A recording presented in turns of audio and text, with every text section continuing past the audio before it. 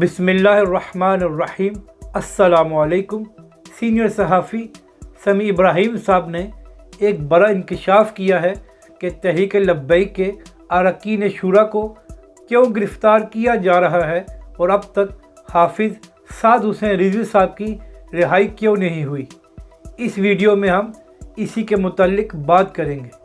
اس وقت تمام میڈیا، تمام بڑے بڑے صحافی بالکل خاموش ہیں اور جو کچھ حکومت تحریک لبیک کے ساتھ کر رہی ہے، تمام معاہدوں کے باوجود کوئی کچھ نہیں بول رہا۔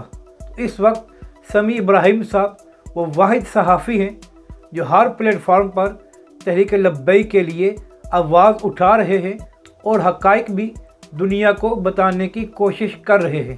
کل سمیع ابراہیم صاحب نے یہ ایک اہم انکشاف کیا ہے کہ حکومت جان بوجھ کر حافظ سعد حسین رضوی کو رہا نہیں کر رہی اور اس کے ساتھ ساتھ دیگر اراکین شورا کو بھی گرفتار کر رہی ہے تاکہ تحریک لبیک میں اشتعال پیدا ہو اور وہ کوئی انتہائی قدم اٹھائیں جس کو وہ جواز بنا کر تحریک لبیک پر ہمیشہ کے لیے پابندی لگا دے، کیونکہ اس وقت حکومت کے پاس کوئی ایسا مواد نہیں ہے تحریک لبیک کے خلاف جس کو وہ جواز بنا کر سپریم کورٹ سے فیصلہ لے سکیں۔